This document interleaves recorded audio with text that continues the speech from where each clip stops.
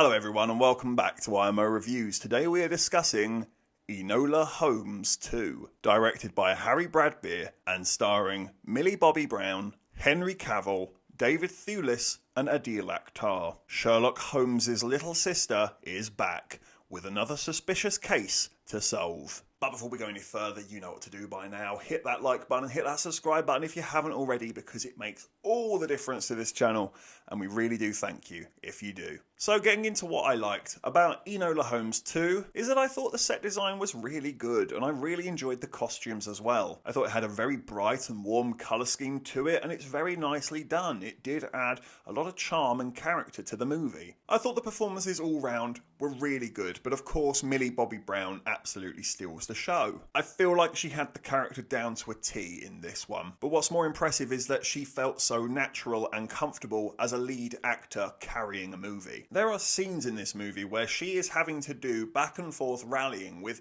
big names, big respected names like David Thewlis, and she is absolutely holding her own here. I almost wanted to stand up and applaud the girl. It was so impressive. I could never do anything like that at the age of 18. And speaking of the other cast members, I also thought they brought a lot of good energy and were clearly having a great time as well. David Thewlis, as I mentioned, he's chewing the scenery like hell, but it was a lot of fun to see. I also thought the soundtrack was okay here. I appreciate that they're trying to do something original. They're not just going to drop in a modern day pop song and have a dance routine to it. No, they try and be original, they try and be fitting of the time frame that the film is set in, and they also try and hit those adventurous themes that the story is offering. And I think it does a pretty damn good job of doing that. But I don't think it's a perfect movie, not by a long shot. This movie is like going on a surprise road trip when you're a kid. You're all excited and ready to go, you can't pack your bags and jump in the car quick enough. You're keeping those fingers crossed and you're closing your eyes, dreaming of Disneyland.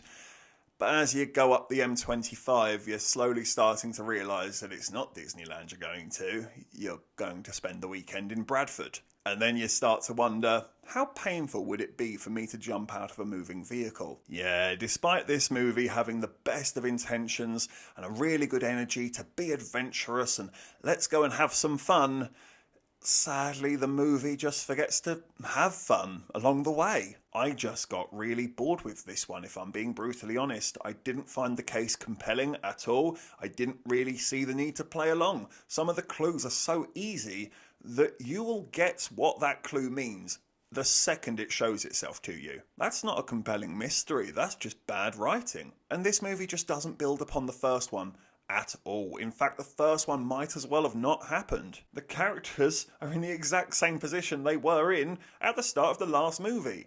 Nothing has gone anywhere. If the first movie was a plate of spaghetti bolognese and I've eaten that and thought it was lovely, well now they've taken that plate back into the kitchen, given it a quick rinse and dished up lasagna. And it's fundamentally fine, but it's a bit samey. And in fact, I can still taste remnants of the spaghetti bolognese off the plate. There's nothing in here that we hadn't seen explored in the first one. It's just a new case that she needs to solve. And in that, I kind of felt like I'd seen it already. They don't go bigger and louder with it, which you'd actually think would be a good thing. Strangely, I feel like they should have in this case, because without being louder and bigger, it just ends up feeling like a total and utter retread. They also decide to push social issues into the movie, and again, like I said in Pray for the Devil, it just feels so misplaced when we're putting these really important problems into whimsical movies. They're just not the right environment to portray that sort of messaging. And I feel like people are doing it just to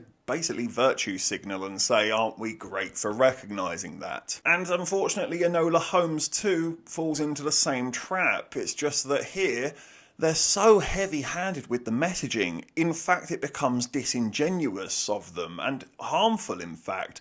It's making light of quite a serious and real situation that would have been awful to go through. And this movie does not at all portray how bloody bad it must have been, and cheapens it by intertwining a light whimsical detective case to be solved in the process. This is meant to be a fun family flick for a Friday night with a pizza. It is going to smack people sideways when they are suddenly hit with this incredibly half-hearted attempt of feeding people social issues. It ultimately created this weird space for me where I was enjoying the film. I wasn't at all hateful about it in any way. But did I care?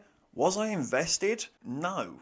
Barely at all, to be brutally honest. So I'm going to give Enola Holmes 2 a 4 out of 10. I think they should have been a bit bolder and braver with this movie. It does everything else right, which is so hard to do in a sequel. And yet they forget to actually offer anything new or memorable or exciting in the process. Thank you for watching this review. Please be sure to hit that like button, hit that subscribe button if you haven't already, and please do hit the comment section as well. Have you seen Enola Holmes 2? What did you think about it? Let me know in the comment section below. Take care, and I look forward to seeing you on the next review.